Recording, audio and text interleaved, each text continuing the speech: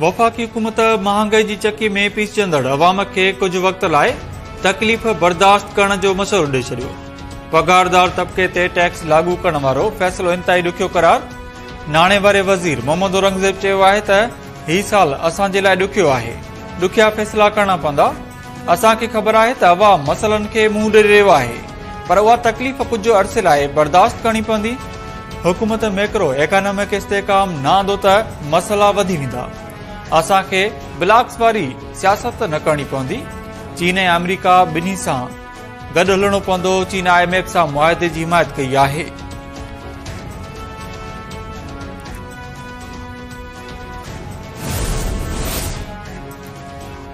महांगाई ऐं बिजली बिल्स में गाटे टोड़ टैक्स लॻाइण ख़िलाफ़ जमायत इस्लामी जो रावलपिंडी जे मरी रोड ते धरणो 3 ॾींहं बि जारी। हुकूमत ऐं जमायत इस्लामी विच में ॻाल्हियुनि जो पहिरियों दौर। वफ़ाक़ी वज़ीर अताउल्लाह तरड़ जी अॻुवाणी में हुकूमती कमेटी ऐं जमायत इस्लामी लियाकत बलोच जी क़यादत में ॻाल्हियूं। जमायत इस्लामी जो ॻाल्हियुनि लाइ गिरफ़्तार कारकुननि खे आज़ाद करण जो शर्त। वफ़ाक़ी हुकूमत कारकुननि खे आज़ाद करण जो ऐलान करे छॾियो। लियाकत बलोच मीडिया सां ॻाल्हाईंदे चयो आहे त हुकूमती वफ़द धरणे में अची खेनि ॻाल्हियुनि जी आच कई। हुकूमती वफ़द खे गिरफ़्तार थियल 35 माण्हुनि जी फ़हरिस्त ॾिनी आहे। वफ़ाक़ी वज़ीर अता तरड़ चयो आहे त जमायत इस्लामी कारकुननि खे आज़ाद कयो पियो वञे। क़ौमी असेंबली जे मेंबरनि मुफ़्त बिजली फ़राहमी वारे मामले ते तवानाई वारी वज़ारत ख़िलाफ़ इस्तेहक़ाक़ वारी रिथ जमा करे छॾी। हुकूमती ऐं अपोज़िशन मेंबरनि स्पीकर अयाज़ सदिक़ सां राब्तो करे चयो आहे त सामूरा असेंबली मेंबर पार्लियामेंटल लाजिस जो किरायो ॾींदा आहिनि। बिजली ऐं गैस जा बिल बि पाबंदी सां अदा कंदा आहिनि। तवानाई वारी वज़ारत खे पार्लियामेंटेरियंस खे मुफ़्त बिजली ॾियण जी तरदीद करणु घुर्जे हा। तवानाई वारी वज़ारत जे मुजरमाणे ख़ामोशी सम्झ खां ॿाहिरि आहे। स्पीकर अयाज़ सदिक़ चयो आहे त हाउस जो कस्टोडियन आहियां, मेंबरनि जी इज़त ते का बि सौदेबाज़ी न कंदुसि।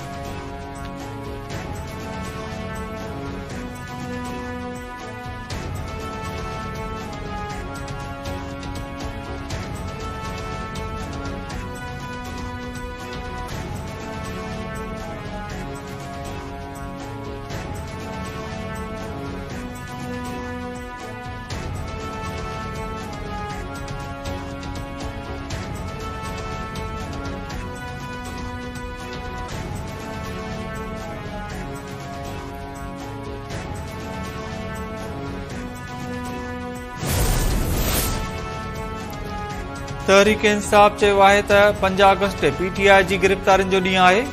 भरपूर एहतिजाज कंदासीं। तहरीक इंसाफ़ जे सेक्रेटरी जनरल उमर अयूब ऐं असद कैसर जी गॾियल प्रेस कॉन्फ्रेंस। उमर अयूब चयो आहे त हुकूमत वटि मैंडेट न आहे, हुक्मरान होच खां कमु वठनि। मौजूदु हुकूमत वटि जाली मैंडेट आहे। असद कैसर चयो आहे त महांगाई अवाम जो जीअण जंजाल करे छॾियो आहे। सुप्रीम कोर्ट पंहिंजो फ़ैसिले जी तौहीन जो पाण मुरादो नोटिस वठे। सुप्रीम कोर्ट नोटिस वठे। सुभाणे वारी मीटिंग में असां एहतिजाज बाबति फ़ैसिलो कंदासीं। असांजे ख़िलाफ़ बेबुनियाद केस दाख़िल कया पिया आहिनि।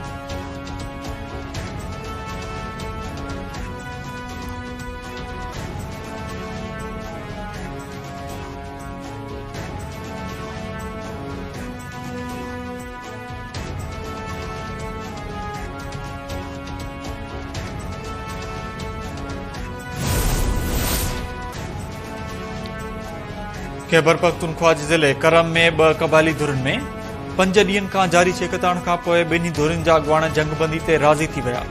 डिप्टी कमिश्नर जो चवणु आहे त क़बाइली अॻुवाणनि जंगबंदी ते इतफ़ाक़ करे वरितो आहे।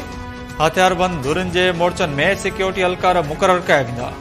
5 ॾींहनि दौरान झेड़े में 35 ॼणा मारिजी विया ऐं 165 ज़ख़्मी खां वधीक थी पिया आहिनि। पराचनार पेशावर मेन रोड बंद। मोबाइल फोन ऐं इंटरनेट सर्विस बि मुतासिर। धुरनि में ज़मीन जे मामले ते छिकताण शुरू थी, जंहिं बाद मुख़्तलिफ़ इलाइक़नि में धुरियूं आमो साम्हूं थियूं।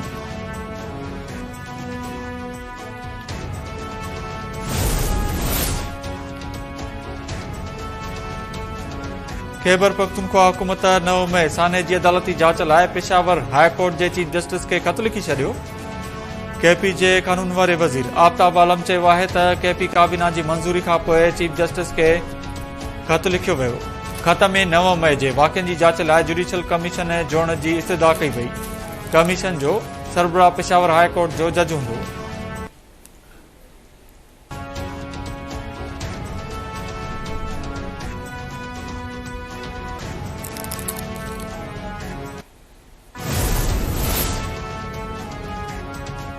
पाकिस्तान उलमाए काउंसिल मदरसन में सुधारन ते राज़को ज़ाहिर करे छडि॒यो। चेयरमैन अलामा ताहिर अशरफी लाहौर में प्रेस कॉन्फ्रेंस कंदे चयो आहे त जेकॾहिं को मदरसो दहशतगर्दी में मुलवस आहे त सबूत ॾिना वञनि, पाण उन खे तालो लॻाए छॾींदासीं। मुल्क ऐं क़ौमी झंडे जी हुरमत ते का बि सौदेबाज़ी न कई वेंदी।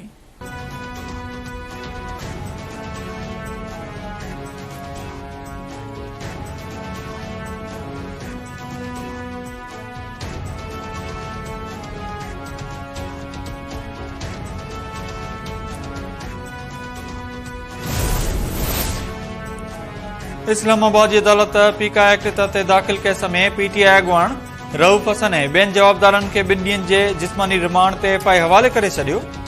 पीटीआई जे सोशल वर्कर सैदा अरूबा जे रिमांड वारी इस्तदारत जेल मोकिलण जो हुकुम।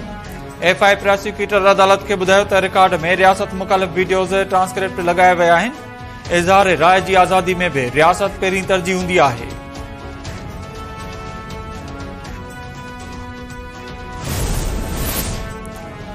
मीरापुर माथेले वेझो पुलिस चौकी ते हमले दौरान शहीद थियल 2 अहलकारनि जी जनाज़े नमाज़ अदा।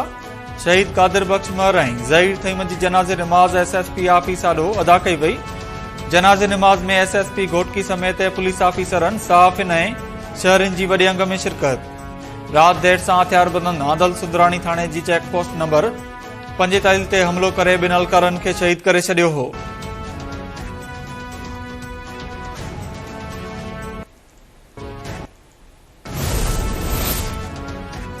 शहीद नसरुल्लाह गडानी जा कातिल गिरफ़्तार न थियण ख़िलाफ़ गढ़ी खुदाबख्श भुट्टो तरफ़ वेंदड़ काफ़िलो पैदल मार्च में तब्दील। पुलिस पारां मुख़्तलिफ़ हंधनि ते रोकण बाद काफ़िलो पैदल गढ़ी खुदाबख्श भुट्टो पहुतो। नसरुल्लाह गडानी जी अमर जो चवणु आहे त सिंध हुकूमत हिन वक़्त ताईं पंहिंजा वाइदा वफ़ा न आहिनि कया। शहीदनि खे दान ॾियण लाइ वञी रहिया आहियूं। सिंध जी ज़मीनुनि ते वालार कारूं जर्जी कटाई ऐं ॿियनि मसइलनि ख़िलाफ़ एसटीपी जे सॾ ते मुख़्तलिफ़ शहरनि में एहतिजाजी मुज़ाहिरा। नवाबशाह, जामशोरे, ठट्टे, दादू, खैरापुर, जैकाबाद, कंबर, शदादकोट ऐं ॿियनि शहरनि में एहतिजाजी मुज़ाहिरा कया विया। अॻुवाणनि जो चवणो हो त सिंध जी ज़मीनुनि ऐं वसीलनि ते वालार कंहिं बि रीति बर्दाश्त न कई वेंदी।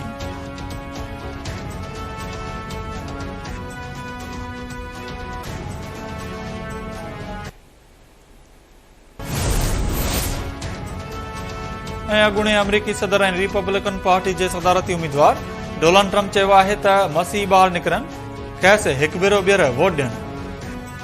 कंहिं ॿीहर ईअं न करणो पवंदो। रियासत फ्लोरिडा में तकरीब खे ख़िताब कंदे डोनाल्ड ट्रम्प चयो आहे त अमरीका में वधीक 4 सालनि में सभु कुझु ठीकु थी वेंदो, तव्हां खे हाणे वोट न ॾियणो पवंदो।